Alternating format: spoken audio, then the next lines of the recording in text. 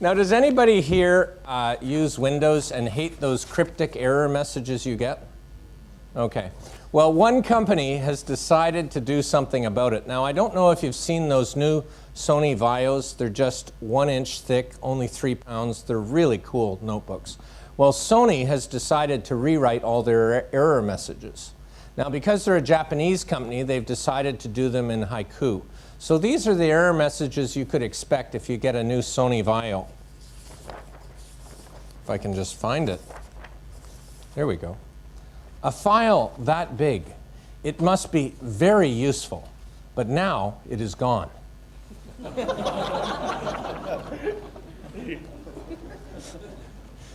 Yesterday it worked. Today it is not working. Windows is like that. 3 things are certain: death, taxes, and lost data. Guess which has occurred? Chaos reigns within. Reflect, repent, reboot. Order shall return. So we're going to have some fun today. We're going to be looking at this material, which is called Blindsided, from a new book. And everyone will get a copy as long as you hand in your evaluation of today's session. So a free 20-pound book, compliments of BT, and I'll be happy to sign them during as you're leaving the event. I really want to start by asking this question: can an organization appear to be healthy and yet actually be dead?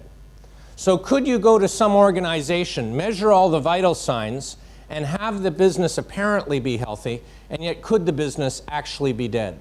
And to answer that question, think about when you learn to drive.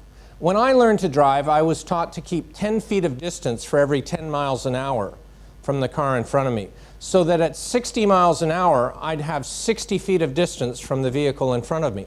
Imagine a driver on the motorway at 60 miles an hour, but all of a sudden a fog descends so the driver can only see 10 feet out in front. If at that very moment you were to measure the vital signs of both the driver and the car, you'd find both were healthy. But I argue they're technically dead. They just may or may not know it yet. And really, it's a metaphor for our organizations today.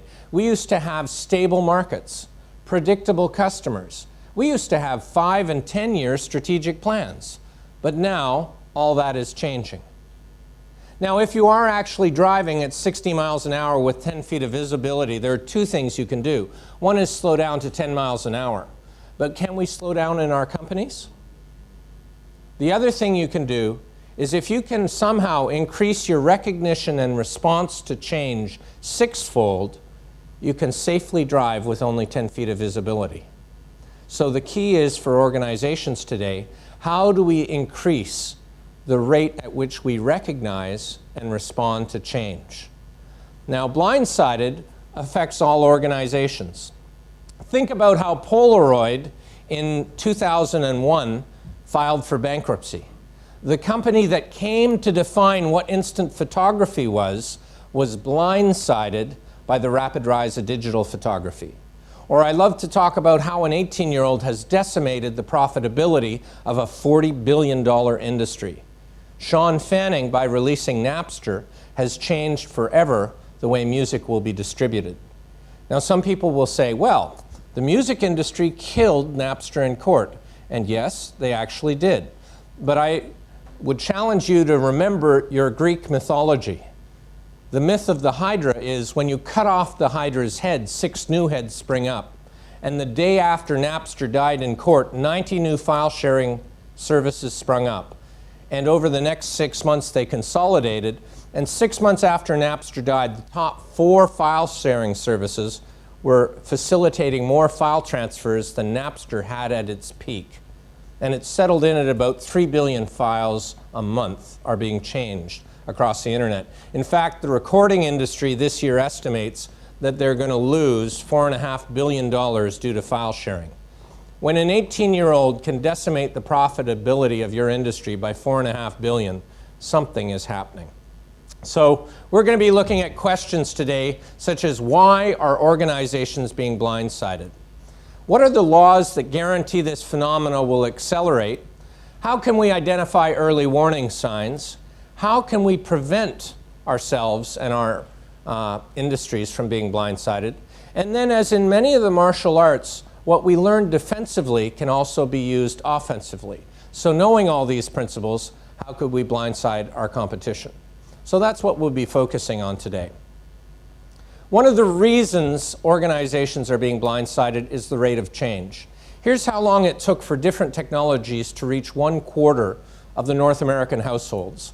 It took electricity 46 years, the car 44, phone 35, TV 26, PC 15, cell phone 13, the web less than 7 years. And once the web is in place, it becomes the digital infrastructure which allows something I call flash pointing to occur. And we'll talk about this later. Another way to look at this is, how long did it take for different technologies to reach their 10 millionth customer?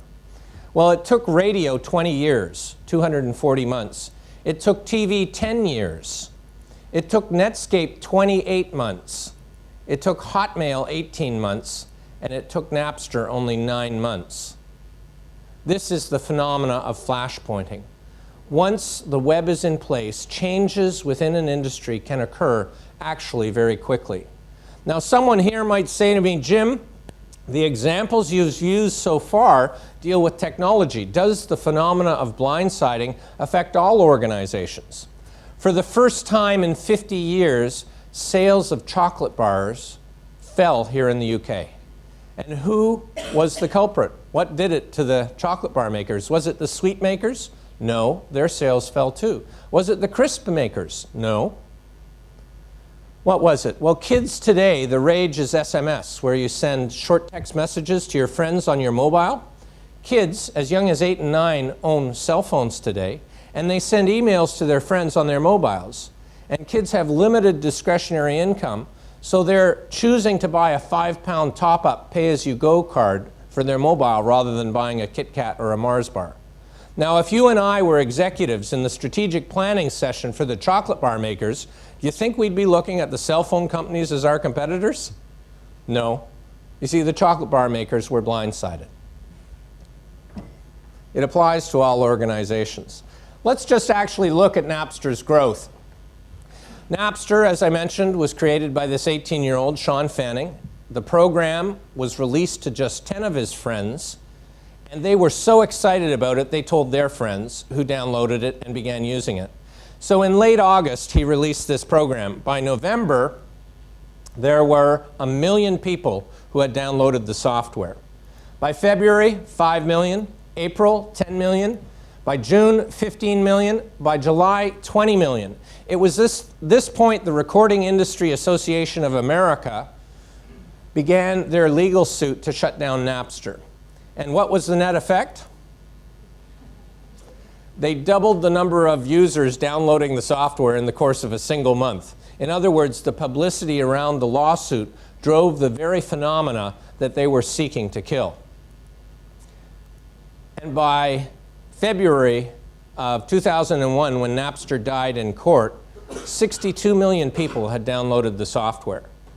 And so, while the recording industry thought they were successful by killing Napster in court, the next generation of peer-to-peer file sharing services changed the rules of the game again. Because now I can download entire movies the day after they're released in film theaters. Why? The day after Harry Potter is in film theaters, I could download it in its entirety. Why? Because some kid with a digital handheld camera has gone into the movie theater with a tripod, set it up, and filmed Harry Potter, and then uploaded it onto the internet. And the reason you can tell this is the case is partway through the movie, you'll see this. That's someone going to get their popcorn and coming back. So it's not just going to affect the recording industry, it's going to affect Hollywood as well. Really, this is one of the lessons coming out of the Napster example. It is easier to step on a dragon's egg than it is to step on a dragon. When some new trend is emerging that could potentially change our company or our industry, it's better to get in on the ground floor than to wait until the trend overwhelms us. Another way of looking at it If the rate of external change exceeds the rate of internal change, disaster is imminent. We need to be continually looking at how the market is changing, how customer preferences are changing, how technology is changing, how the nature of competition is changing, and align our internal systems and processes to take advantage of those. One, to avoid being blindsided, and secondly, to take advantage of new opportunities that we've never had the opportunity to take advantage of before. Finally, really what Darwin said is it's not the most intelligent, it's not the fastest, it's not the strongest species that survive. It's the one most capable of changing, adapting in a changing environment. I don't know if any of you have read Kubler-Ross's work. Anybody here on death and dying? If you're diagnosed with a fatal illness, a cancer, or your spouse is, you will go through these 5 emotional stages: denial, anger, depression, bargaining, and finally acceptance. And constructive responses to a crisis only emerge at the final stage. But in fact, it's not just crises that generate these responses. It's anything that we feel threatening or upsetting generate these. Take something as trivial as locking my keys in the car. Honey, before we went into the restaurant, I gave you the keys to the car, didn't I? I can't believe I locked my keys in the car. Loser. God, please leave the hatchback open and I'll be good all week. And finally, time to call the Automobile Association. Now, honey, I gave you my cell phone before we went into the restaurant, didn't I? We go through these 5 stages, and I'll give you some statements from the recording industry and tell me which stage it indicates they're in. Napster is not going to make any difference to our business model. What stage? None. Absolutely. This was said in February of 2001 while Napster facilitated almost 3 billion downloads. These kids are pirates. Now, just a question here. Did anybody do this, or was it just me? Do you remember listening to the top 500 songs of the year on the radio at the end of the year with record, play, and pause pressed? And as you'd come out of commercial break, you'd take the pause button off and decide whether you liked the song, and if not, you'd re-cue it. We called that making tapes, right? The kids today don't make tapes. They just download using Kazaa or Morpheus. It's an entirely new world, and the record industry still hasn't caught up with the fact. I'm going to just touch on some of the laws that govern blindsiding. Moore's Law. Moore's Law basically says the CPU, or the central processing unit of the computer, doubles in power every 18 months, staying at the same price point. What's the net impact of this? It means that, you know those little singing birthday cards that you open and they sing to you? The raw computational power in that little card is greater than all the computational power on the first lunar landing module. Bit of a worry if you're an old astronaut. This notebook I have has more raw computing power than IBM's largest mainframe of just 10 years ago. You'll have that amount of power in your wristwatch in 10 years. All of a sudden, it changes the rules of the game.